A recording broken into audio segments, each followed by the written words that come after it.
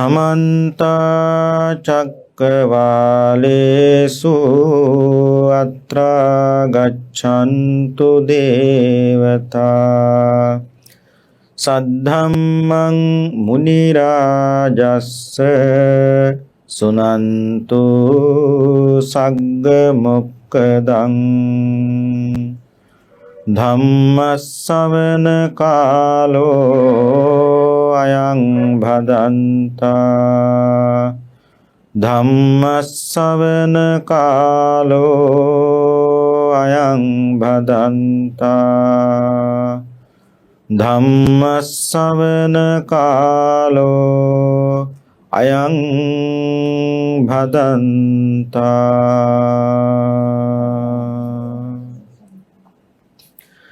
නමෝ තස්ස භගවතෝ අරහතෝ සම්මා සම්බුද්දස්ස නමෝ තස්ස භගවතෝ අරහතෝ සම්මා සම්බුද්දස්ස නමෝ තස්ස භගවතෝ අරහතෝ සම්මා සම්බුද්දස්ස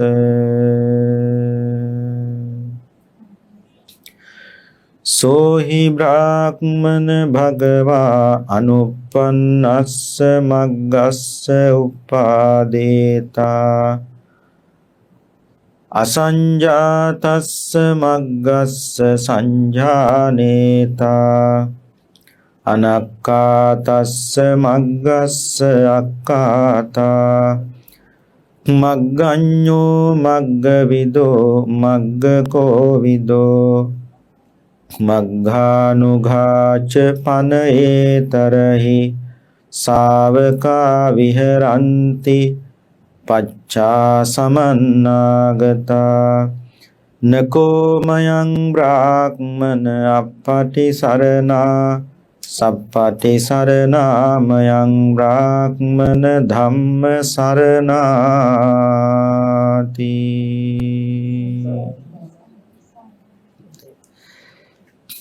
ශ්‍රද්ධාවන්ත පින්වත්නි, බෞද්ධ රූපවාහිනිය ඔස්සේ විකාශනය කෙරෙන මේ ධර්මානුශාසනාව ශ්‍රවණය කිරීමටයි මේ සදැහැති පින්වත් හැමදෙනාම දැන් බොහෝම ශ්‍රද්ධාවෙන් සූදානම්ව සිටින්නේ.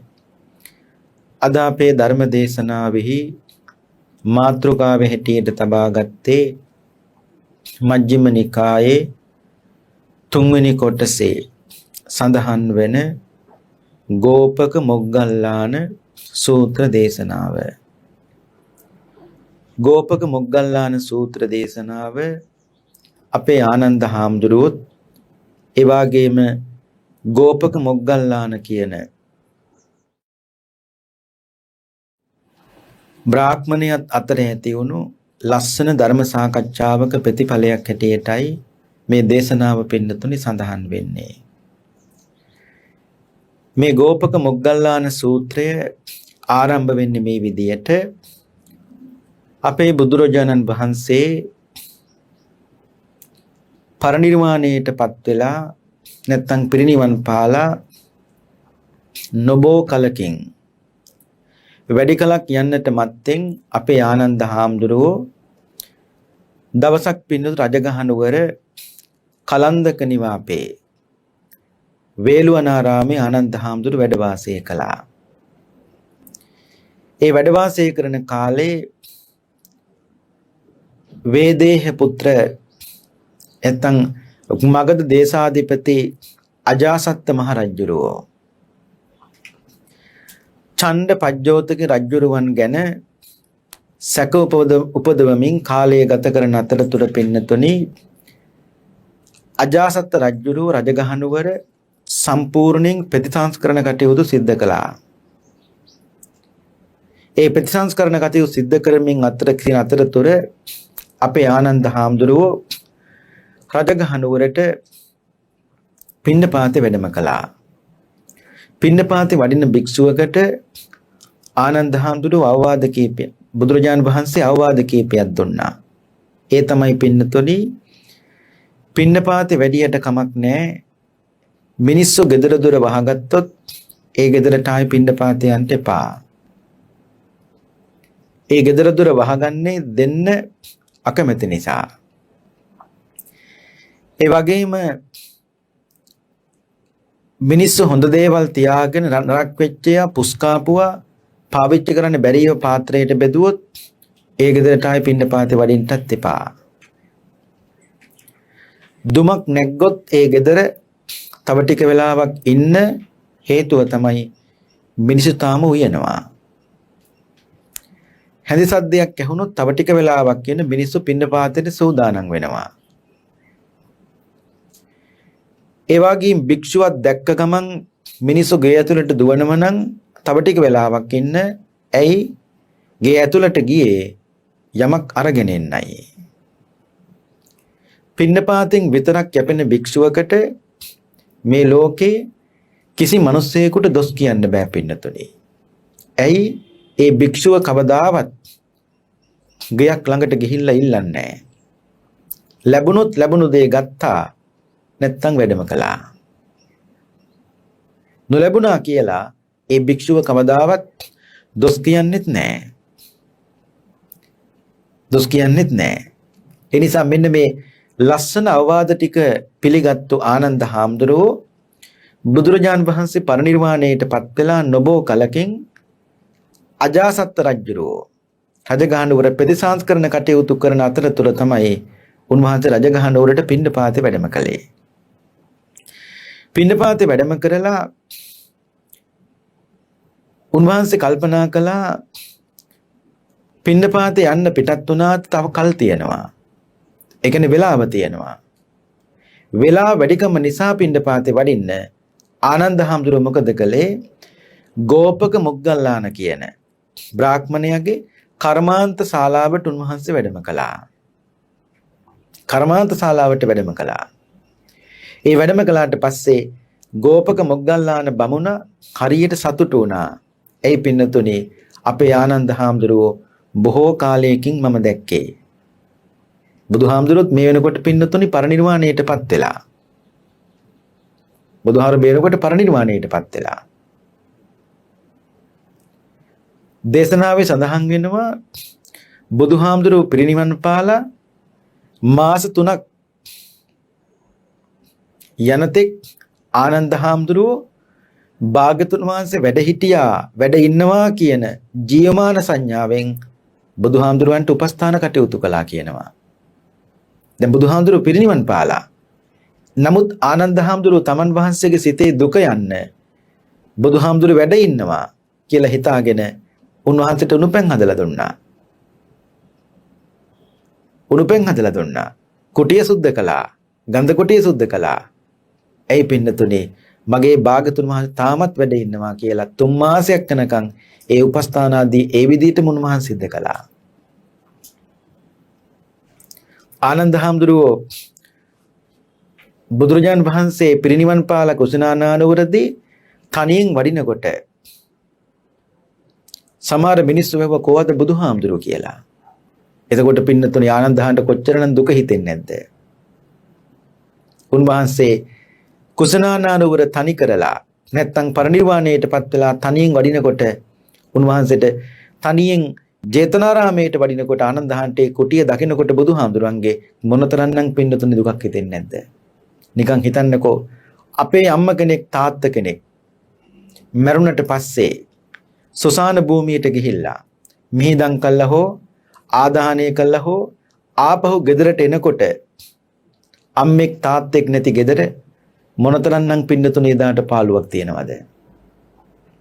ඒ වගේ මහා විශාල පාඩුවක් වගේම පාළුවක් දැනුණා එදා බුදුරජාන් වහන්සේ පරිනිර්වාණයටපත් වෙලා ආනන්ද හාමුදුරුවෝ තනියෙන් ජේතවනාරාමයට වඩිනකොට ලොකු හිඩසක් ආනන්ද හාමුදුරුවෝ මේ ශාසනය තුල පින්නතුනි පෙරෙව්වා. ලොකු හිඩසක් පෙරෙව්වා. ඒ විතරක් නෙවෙයි මේ දේශනාවේ කියනව පින්නතුනි දුරදීම ආනන්ද හාමුදුරුවෝ වඩිනව දැක්ක ගෝපක මොග්ගල්ලාන බ්‍රාහ්මණයා උන්වහන්සේට වන්දනා කරලා ආසනයක් හදලා දීලා භික්ෂුවකට දැක්විය යුතු සියලු ගරු සත්කාර සම්මාන ආදිය ගෝපක මොග්ගල්ලාන බ්‍රාහ්මණය විසින් සිද්ධ කළා. ඒ සියල්ල සිද්ධ කරලා අවසානයේ ගෝපක මොග්ගල්ලාන බ්‍රාහ්මණය ආනන්ද හාමුදුරුවන්ගෙන් බොහොම ලස්සන ප්‍රශ්නයක් අහනවා. මොකද්ද ප්‍රශ්නේ? ආනන්ද හාමුදුරුවනේ අපේ බුදුරජාණන් වහන්සේ යම්බදු සර්වඥතා ඥානයකින් සම්පූර්ණ නම් එබඳු සර්වඥතා ඥානයකින් සම්පූර්ණ එකදු භික්ෂුවක්වත් මේ සත්‍යයෙන් වැඩ ඉන්නවද කියලා ඇහුවා. ඒ බලන්න ලස්සන ප්‍රශ්නේ. සර්වඥතා ඥානයෙන් සම්පූර්ණ දැන් බුදුහාඳුරෝ පිරිනිවන් පාලානේ. එබඳු එකදු භික්ෂුවක්කෝ ආනන්ද හාමුදුරුවනේ මේ ශාසනයේ වැඩ ඉන්නවද කියලා ඇහුවා. ආනන්ද හාමුදුරුවෝ වදාලා බුදුරජාණන් වහන්සේ ඒ භාග්‍යවතුන් වහන්සේගේ සර්වඥතා ඥාන ධර්මයන්ගෙන් සම්පූර්ණ එකදු භික්ෂුවක්වත් මේ ශාසනයේ නැහැ කිව්වා. ඇයි ගෝපක මොග්ගල්ලාන බ්‍රාහ්මණය අපේ ලෞතර බුදුරජාණන් වහන්සේ උන්වහන්සේ දේශනා කරනවා නෝපන් මාර්ගයේ ඉපදුවා. ඒ වගේම පහළ නව මාර්ගය භාගතුන් වහන්සේ පහළ කළා. ඒ විතරක් නෙවෙයි ප්‍රකාශ නොකළ මාර්ගය බුදුරජාණන් වහන්සේ විස්තර වශයෙන් ප්‍රකාශ කළා. ඒ විතරක් නෙවෙයි ගෝපක මොග්ගල්ලාන මාර්ග ප්‍රතිවේක්ෂාවෙන් ඒ කියන්නේ නුවණින් මෙනෙහි කිරීමෙන් භාගතුන් වහන්සේ සියල්ල දැනගත්තා, සියල්ල අවබෝධ කරගත්තා. ඒ විතරක් නෙවෙයි උන්වහන්සේ බුදුහාමුදුරු මාර්ගෙහි දක්ෂයි. ඒ භාග්‍යවතුන් වහන්සේ ප්‍රකාශ කරපු මාර්ගය අනුව පිළිපදින ශ්‍රාවකයෝ ඉන්නව මිසක නමුත් බුදුහාමුදුරන්ගේ සර්වඥතා ඥානයට සමාන කරන්න පුළුවන් භික්ෂුවක් මේ ලෝකේ නැහැ කිව්වා. බලන්න ඒක ලස්සන. ඒ ඥානයට සමාන කරන්න පුළුවන් කෙනෙක් නැහැ. නමුත් එබඳු මාර්ගය අනුගමනය කරන ශ්‍රාවකයෝ නැත්තම් භික්ෂුන් වහන්සේලා ඉන්නවා කිව්වා. පින්වත්නි, භාග්‍යවත් බුදුරජාන් වහන්සේ නූපන් මාර්ගයක් ඉපදුවේ. මොකද්ද? ආරෂ්ඨායික මාර්ගයේ මේ සම්බුද්ධ ශාසනය විතරයි. චතුරාර්ය සත්‍ය තියෙන්නේ මේ හැම ශාස්ත්‍රෝරයක්ම දේශනා කළේ දුක විතරයි. බුදුහාමුදුරු විතරයි දුකට හේතුව කියලා දුන්න මේ ලෝකේ එකම උත්තමයන් වහන්සේ.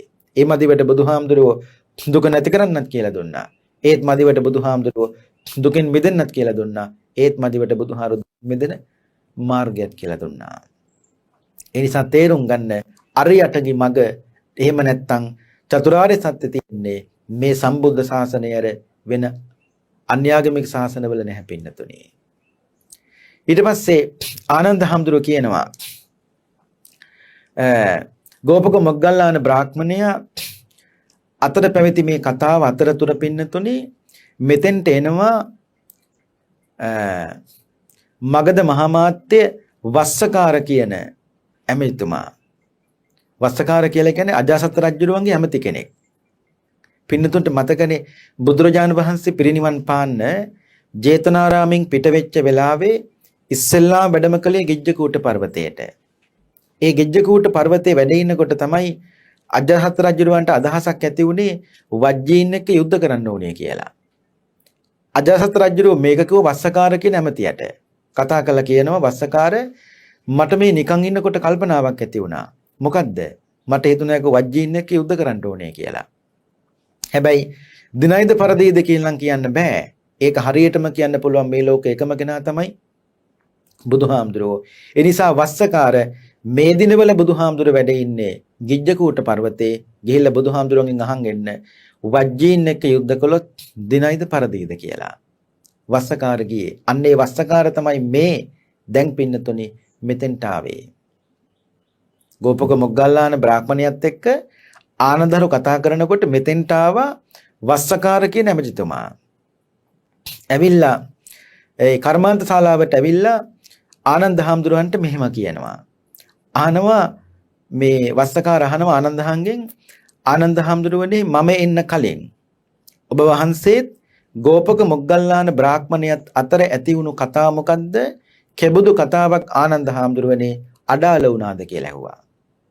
නතර වුණාද කියලා ඇහුවා. ඒ වෙලාවේ ආනන්ද හාමුදුරුවෝ කියනවා මමත් ගෝපක මොග්ගල්ලාන බ්‍රාහ්මණයත් අතර ඇතුණු කතාව තමයි ඒ ගෝපක මොග්ගල්ලාන බමුණ මගෙන් අහනවා වස්සකාර ਸਰවක්තා ඥාණයට සමාන කරන්න පුළුවන් එකදු භික්ෂුවක්වත් මේ ශාසනය වැඩ ඉන්නවද කියලා. මං කිව්වා නැහැ කියලා. පින්නතුනි බුදු කෙනෙක්ගේ අරහං බුදු ගුණේවත් ශ්‍රාවකයෙකුට නැහැ. දැන් අරහං කියලා කියන්නේ සීල කෙලෙස් සතුරන් නැසූසේක රහසින්වත් පව් නොකලසේක දෙවිනිසුන්ගේ පූජා ලැබීමට සුදුසු වනසේක. ඉතින් රහතන් වහන්සේ සීල කෙලෙස් නැසලා පිරිනිවන් පානවනේ. බුදුහාමුදුරුවෝ සීල කෙලෙස් නැසලා පිරිනිවන් පානවනේ. එහෙනම් බුදුහාමුදුරුවන්ට තියෙන අරහං ගුණේ ඇයි රහතන් වහන්සේ හා සම කරන්න බැරි? හේතුව තමයි බුදුහාමුදුරුවෝ කෙලෙස් නැති කළා. උන්වහන්සේට සසර පුරුදු කිසිවක් නෑ පින්නතුනි. රහතන් වහන්සේ කෙලෙස් නැති කළාට රහතන් වහන්සේට සසර පුරුදු තියෙනවා. ඒ නිසා අරහං ගුණය බුදුහාමුදුරුවන්ට විතරයි. ආයේක රහතන් වහන්සේ හා සම කරන්නට බැහැ පින්නතුනි. අනිත් එක ඒ බුදුගුණ අනන්තයි කියන බව තේරුම් ගන්න තියෙන ප්‍රධාන ලක්ෂණේ තියෙන්නේ ඉතිපිසෝ ගාථායිමයි. කොතනද? ඉතිපිසෝ ගාථා පටන් ගන්නේ ඉතිපිසෝ භගවා. අවසන් වෙන්නේ බුද්ධෝ භගවාතේ කියලා.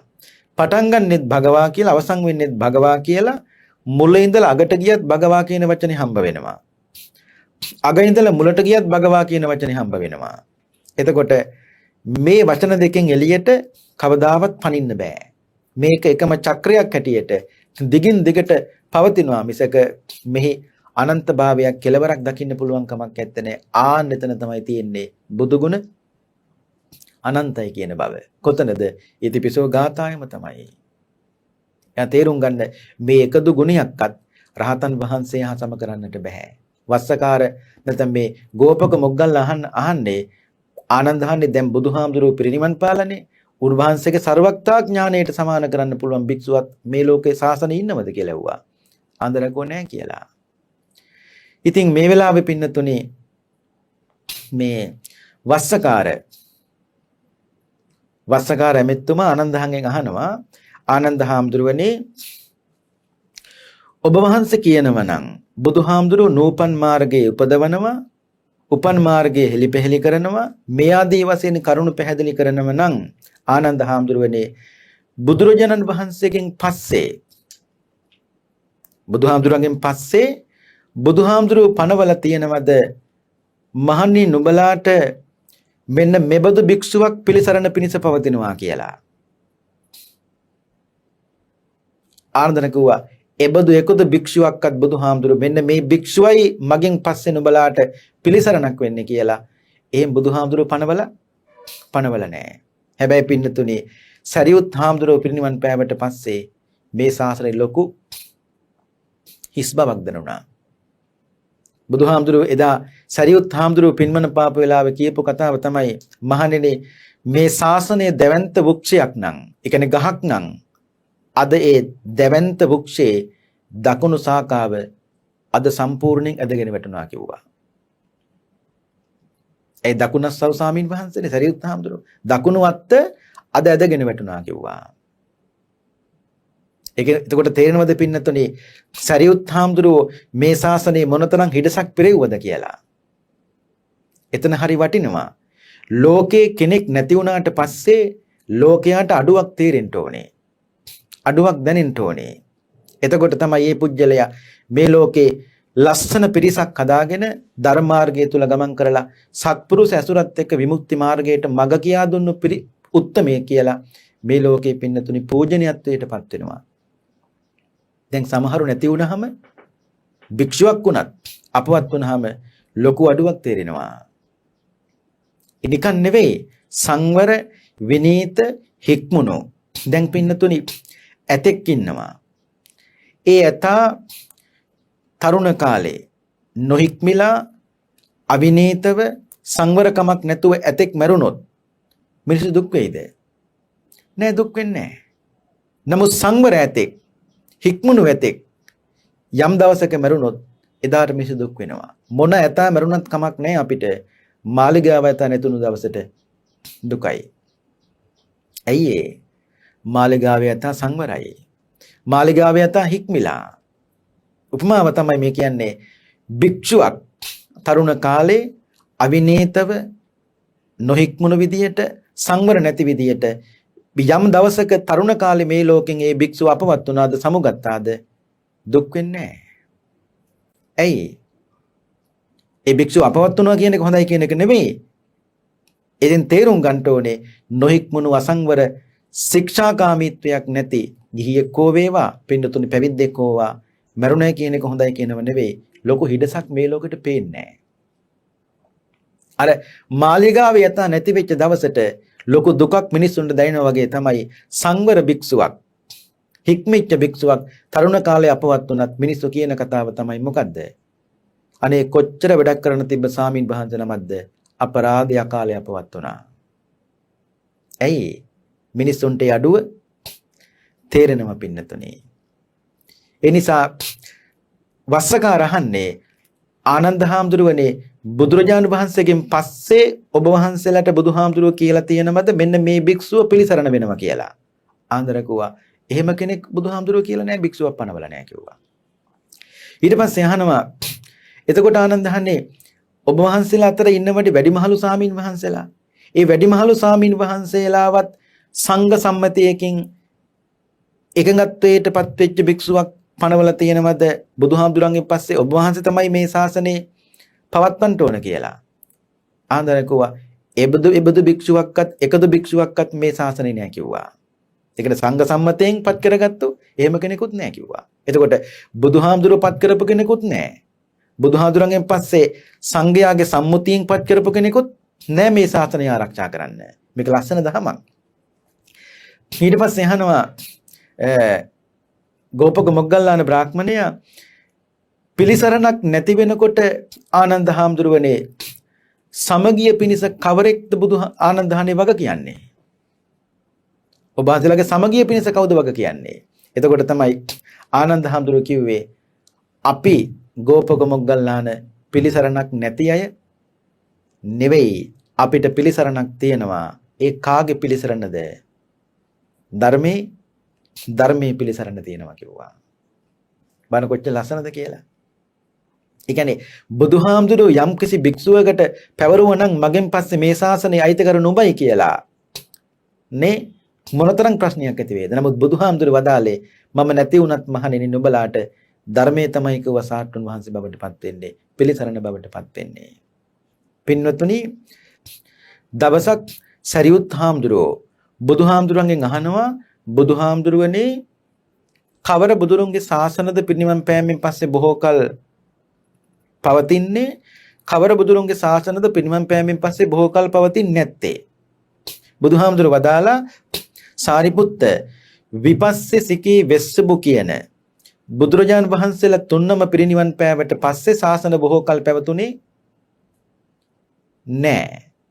කකුසඳ කොණාගම කාශ්‍යප ගෞතම කියන බුදුරජාන් වහන්සේලා සිව්නම පිරිනිවන් පෑවත් ඒ ශාසන බොහෝ කල පැවතුණා.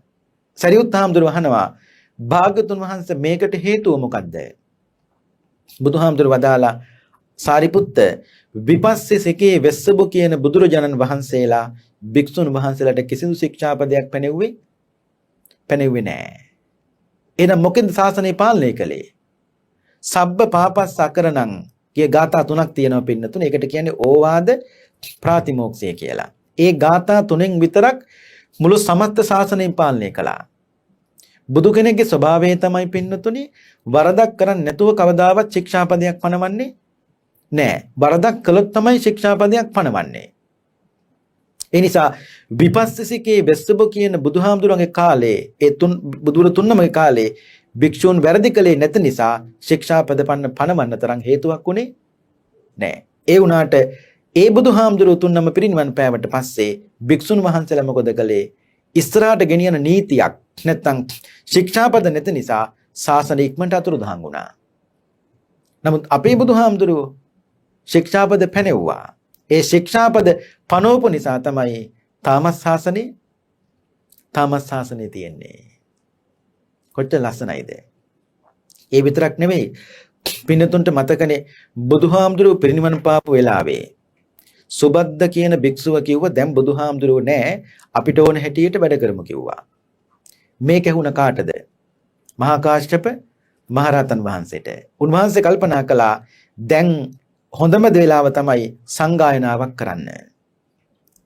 ඇයි බුදුහාමුදුරුවෝ දේශනා කරපු බණ නැත්තම් ධර්ම දේශනා ටිකක් දිව්‍ය ලෝකේ, ටිකක් මනුස්ස ලෝකේ, ටිකක් බ්‍රහ්ම ලෝකේ, ටිකක් අනේ පිරිසුමාගේ මාලිගාවේ, ටිකක් කොසල් රජුරන්ගේ මාලිගාවේ. ඒ කියන්නේ බුදුහාමුදුරන්ගේ ධර්මයේ දැන් තියෙන්නේ කොහෙද? තැන් වල. හරියට කොයි වගේද? මේසයක් උඩ වෙන වෙන මල් තියලා තියෙනකොට පින්නතුනි හුලඟක් ආවොත් ඒ මල් ඔක්කොම ගහගෙන යනවා.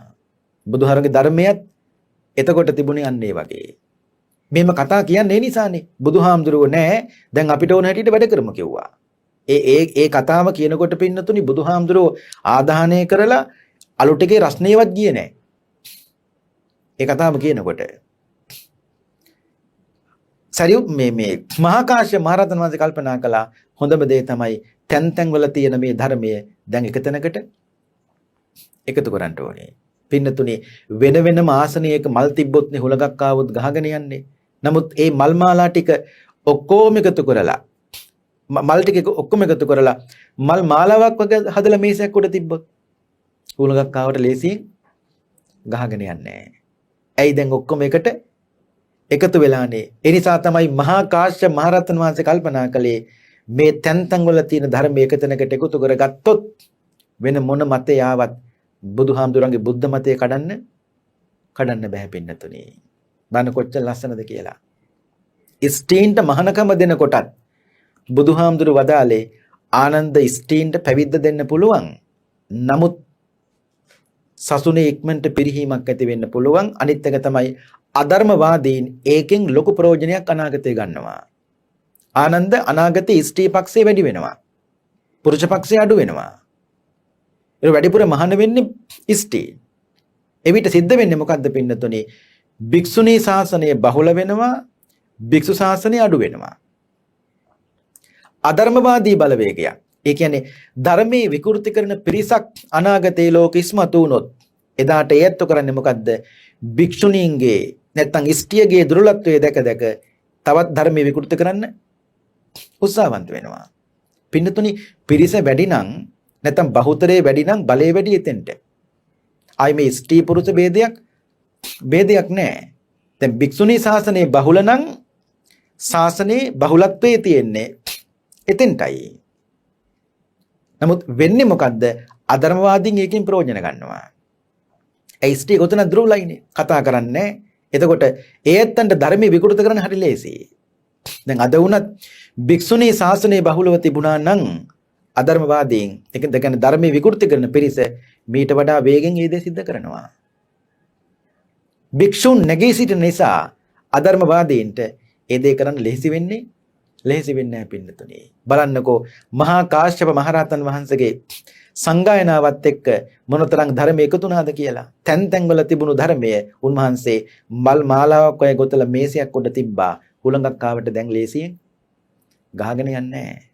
ඒ වගේ තමයි ධර්මයේ එකතු වූ තැන බුද්ධ මතේ ලේසියෙන් කඩන්න බෑ. දැන් ඒතර බුදුහාමුදුරුවෝ උන්වහන්සේගෙන් පස්සේ එකද භික්ෂුවක්වත් මේ ශාසනය අයිතිකරු හිට පැනෙව්වද? නෑ. එහෙනම් මොකද්ද පැනෙව්වේ? ධර්මයේම තමයි කිව්වා එකම පිළිසරණ එකම පැනවීම වෙන පිළිපැනවීමක් නෑ කියලා ආනන්ද හාමුදුරුවෝ වස්සකාරට මතක් කළා. ඊට පස්සේ කියනවා මේ ගෝපක මොග්ගල්ලාන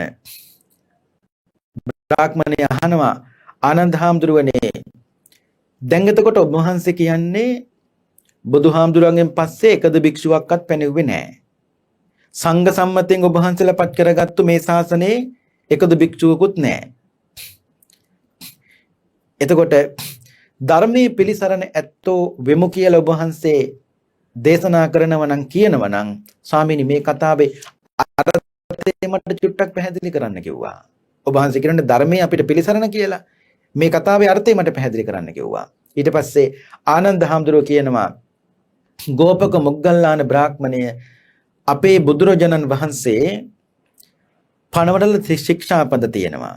ඒ විතරක් නෙවෙයි අපි පෝය දවසට මේ ආනන්දරු කියන්නේ පෝය දවසට සීමා මාලකයට. ඒකට කියන්නේ පිටින් පොහොය ගේ කියලා. වෙන දැකලා තියෙන පන්සල් වලෙම තියෙන්නේ. ස්වාමීන් වහන්සේලා උපසම්පදා කරන්නේ එතනයි. ඒ පෝය දවසට පෝයකට ගිහිල්ලා නැත්නම් සීමා මාලකයට ගිහිල්ලා ප්‍රාතිමෝක්ෂය පාඩම් නැත්නම් ශික්ෂාපද පාඩම් එක භික්ෂුවක් කටපාඩමින් අනිත් සියලු ස්වාමීන් වහන්සේලාට ඇහෙන්න ඒ ශික්ෂාපද කියවනවා. ශික්ෂාපද කියවනවා.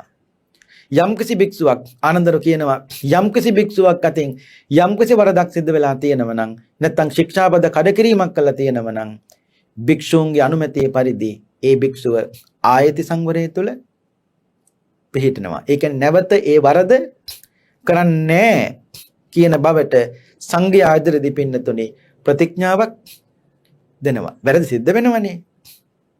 ශික්ෂාපද කැඩෙන නිසානේ පින්නතුනි ශික්ෂාපද සමාදන් වෙන්න කියලා කියන්නේ. ඊට පස්සේ ආනන්ද හාමුදුරුවෝ කියනවා එහෙමත් බැරි නම් අපි ඒකට ධර්මයෙන් පිළිසරණක් කරගන්නවා කිව්වා. කොච්චර ලස්සනයිද? ඒකනේ ආනන්දර කිව්වේ ධර්මයේම තමයි කිව්වා. තියෙන එකම පිළිසරණ. එහෙම නැතුව කිසිදු භික්ෂුවකට බුදුහාමුදුරුවෝ මේ ශාසනයේ අයිතිය බාර දීලා නැහැ කිව්වා. මෙතෙන් දේශනා කරන පින්නතුනි බුදුහාමුදුරුවෝ යම්කිසි පුජ්‍යලේ සෝවාන් ආදී මගපලයක් ලබා ගත්තට පස්සේ ඒ ඇත්තා පස්සාකාරයකට තමන්ගේ මාර්ගය සහ ඵලය පිළිබඳව මෙනෙහි කරනවා. ඒකට කියනවා 19 ප්‍රත්‍යවේක්ෂා ඥානය කියලා. 19 ප්‍රත්‍යවේක්ෂා ඥානය කියලා කියන්නේ 20ට එකක් අඩුයි. ඒ කියන්නේ 19ක් කියන එකනේ. මොකද්ද ඒ? ඔන්න බලන්න සෝවාන් වුණාට පස්සේ මාර්ගය මෙනෙහි කරනවා. 2 ඵලය මෙනෙහි කරනවා. 3 ප්‍රහීන කෙලෙස් මෙනෙහි කරනවා. 4 ප්‍රහීන වෙන්න තියෙන කෙලෙස් මෙනෙහි කරනවා. 5 නිවන මෙනෙහි කරනවා. මාර්ගය මෙනෙහි කරනවා. ඵලය මෙනෙහි කරනවා. ප්‍රහීන කෙලෙස් මෙනෙහි කරනවා. ප්‍රහීන වෙන්න තියෙන කෙලෙස් මෙනෙහි කරනවා. නිවන මෙනෙහි කරනවා.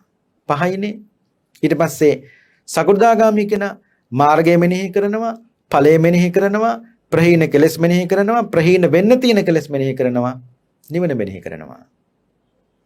අනාගාමී කෙනා ඒ தත්ත්වයටපත් වුණාට පස්සේ මාර්ගය මෙනෙහි කරනවා, ඵලය මෙනෙහි කරනවා, ප්‍රහීන කෙලෙස් මෙනෙහි කරනවා, ප්‍රහීන වෙන්න තියෙන කෙලෙස් මෙනෙහි කරනවා, නිවන මෙනෙහි කරනවා. රහතන් වහන්සේ රහත් ත්වයටපත් වුණාට පස්සේ මාර්ගය මෙනෙහි කරනවා, ඵලය මෙනෙහි කරනවා, ප්‍රහීන වෙන්න තියෙන කෙලෙස් නැත නිසා රහතන් වහන්සේ කරන්නේ මොකද්ද? නිවන මෙනෙහි කරනවා. ඒ රහතන් වහන්සේට පින්නතුනි ප්‍රහීන වෙන්න කෙලෙස් උන්වහන්සේට නෑ. උන්වහන්සේ ඒක නුවණින් පින්නතුනි ප්‍රත්‍යවේක්ෂා කරනවා. කොච්චර මේකට කියන්නේ 19 ප්‍රත්‍යවේක්ෂා ඥානය කියලා පින්නතුනි. ඊට පස්සේ ගෝපක මොග්ගල්ලාන බ්‍රාහ්මණය අහනවා ස්වාමීනි ආනන්ද හාමුදුරුවනේ ඔබ වහන්සේ කියන විදියට මේ කාලේ යම්කිසි ශ්‍රමණයෙකුට නැත්තම් ඔබ වහන්සේලා අතර එක්තරා භික්ෂුන් වහන්සේ නමකට සත්කාර මානන පූජා පවත්වන්න පුළුවන්. එබඳු එකදු භික්ෂුවක්වත් ස්වාමීනි ආනන්ද හාමුදුරුවනේ ඉන්නවද කියලා ඇහුවා. ආනන්ද හාමුදුරුව වදාලා එබඳු භික්ෂුවක් මේ ශාසනය තුල නැහැ. ඊට පස්සේ ගෝපක මොග්ගල්ලාන බ්‍රාහ්මණය අහනවා ස්වාමීනි භාගතුන් වහන්සේ මේ ආනන්ද හාමුදුරුවනේ මේ කීමේ තේරුම මොකද්ද? ආනන්දහරු වදාලා මතක තියාගන්න ගෝපක මොග්ගල්ලාන අපේ බුදුරජාණන් වහන්සේ ප්‍රසාදනීය ධර්ම 10ක් දේශනා කළා තියෙනවා. ප්‍රසාදනීය ධර්ම 10ක් දේශනා කළා තියෙනවා. ඒ කියන්නේ පුජ්‍යලේක් ගරු කරන්න ඕනි, මානන කරන්න ඕනි, පුද පූජා පවත්වන්න ඕනි විදිහේ බුදුහාමුදුරුවෝ ප්‍රසාදනීය ධර්ම 10ක් දේශනා කළා තියෙනවා. පළවෙනි එක තමයි ආනන්දර කියනවා මොකද්ද? භික්ෂුව ප්‍රාතිමෝක්ෂ සංවර සීලෙන් යුක්ත වෙන්න ඕන කිව්වා. ඒක එක. දෙවෙනි එක තමයි බහුශ්‍රත භාවය ඇති කරගන්න ඕන කිව්වා. ඒ කියන්නේ බොහෝ ඇසූපිරු තැන් ඇති බව. තුන්වෙනි එක තමයි කිව්වා දැහැමින් ලද සිව්පසයෙන් සතුටු වෙන්න ඒ භික්ෂුවට පුළුවන්කම තියෙන්න ඕන කිව්වා. දැහැමින් ලද සිව්පසෙන් සතුටු වෙන්න පුළුවන්කම තියෙන්න ඕනේ. හතුරුන එක තමයි ධානයන් උපදවා වාසය කරන්න පුළුවන්කම තියෙන්න ඕනේ. ධාන මට්ටම් ලැබෙන්නේ කොහොමද පින්වත්නි? පංච නීවරණ ධර්මයන් යටපත් කරලා, ඒ කියන්නේ කාමච්ඡන්ද, ව්‍යාපාද, තීන මිද්ද, උද්ධච්ච කුක්කුච්ච විචිකිච්ඡා කියන පංච නීවරණ ධර්මයන් යටපත් කරලා අවසන් වුණාට පස්සේ එන්න පුළුවන් මොන ධානයටද? ප්‍රථමත් ධානයට. ධානයෙන් තවත් හිත නිශ්චල භාවයටපත් වුණාට පස්සේ එන්න පුළුවන් ද්විතීය ධානයට. ධානයෙන් තවත් හිත නිශ්චල භාවයටපත් වුණාට පස්සේ එන්න පුළුවන් තුන්වෙනි ධානයට. ධානයෙන් තවත් නිශ්චල භාවයටපත් වුණාම එන්න පුළුවන් හතරවෙනි ධානයට. ආනන්ද හාමුදුරු දේශනා කරනවා වස්සකාර මේ ගෝපක මොග්ගල්ලාන මතක තියාගන්න, ඒ ධානයෙන් හිත නිශ්චල භාවයටපත් වුණාට පස්සේ එන්න පුළුවන් කොතෙන්ද? ආසවක්ඛේ ඥානයට. ධානයෙන් තවත් හිත නිශ්චල භාවයටපත් වුණාට පස්සේ එන්න පුළුවන් පුබ්බේ නිවාසානුස ඥානයට. ධානයෙන් තවත් හිත නිශ්චල භාවයටපත් වුණාට පස්සේ එන්න පුළුවන් චතුූප පාත ඥානයට. දැන් තේරෙනවද පින්නතුනි? දැන් මතක තියාගන්න. එතකොට පංච නීවරණ ධර්මයන් යටපත් කළොත් එන්න පුළුවන් ධාන මට්ටම් වලට. ධානයෙන් හිත නිශ්චල භාවයටපත් වුණාට පස්සේ එන්න පුළුවන් ඥාන මට්ටම් වලට. ඔය කියපු ආසවක්ඛේ, පුබ්බේ නිවාසානුසති, මේ චතුප්පාත ආදී ඥාන වලට එන්න පුළුවන්. ආනන්දර මේ ටික කියලා කියනවා මෙන්න මේ ධර්ම වලින් යුක්ත භික්ෂුව ආනන්දර කියනවා සත්කාර ගරුකාර මාරණ පූජා පවත්වන්න ඒ භික්ෂුව සුදුසුයි කිව්වා. එතන කියන්නේ පින්නතුනි ඒ සඳහා වීරිය කළ යුතුයි කියනවා. දැන් සමහර භික්ෂුන් වහන්සේලා ඉන්නවා මේ ටික නගරේදී කරන්න බෑ අමාරුයි කියලා කැලෑවට වඩිනවා. එතකොට කැලෑවට ගියත් වනයේට ගියත් හිත එකඟ නොවේ නම් ඒ පින්නතුනි කාගෙනම් වරදක්ද? කිසි කෙනෙකුගේ වරදක් නෙවෙයි, තමන්ගේ. මේ වනයේට යන්න එපා කිව්ව නෙවෙයි. වනයේට ගියත් හිත එකඟ නොවේ නම් ඒ කාගෙනම් වරදක්ද? සමහරුන්ට නගරයත් ආරණ්‍යයක් බවට පත් වෙනවා. ඒ කියන්නේ මිනිස්සුන්ගේ වැඩත් කරනවා ඒ භික්ෂුව නැත්නම් ඒ ආර්ය ශ්‍රාවකයා තමන් කටයුතුත් සිද්ධ කරගන්නවා. ඒ භික්ෂුව අතිශයින් ප්‍රශංසනීයයි. ඇයි? තමන් කටයුත්ත විතරක් නෙවෙයි මිනිස්සුන්ගේ දානේ, බණ, පිරිත්, පාංශකෝල මේ ආදිය සිද්ධ කළ දෙන අතරතුර ඒ භික්ෂුව තමන්ගේ සිතයි කයයි දෙකම ආරක්ෂා කරගෙන ගමන් මගත් ලස්සනට ගමන් කරනවා.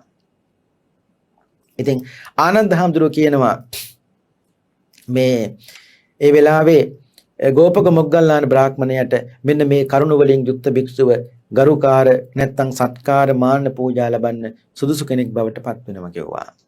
ඉතින් මේ දේශනාව සිද්ධ කරන අතරතුර පින්නතුනි මෙතෙන්ට එනවා උපනන්ද කියලා සෙන්පතියෙක්.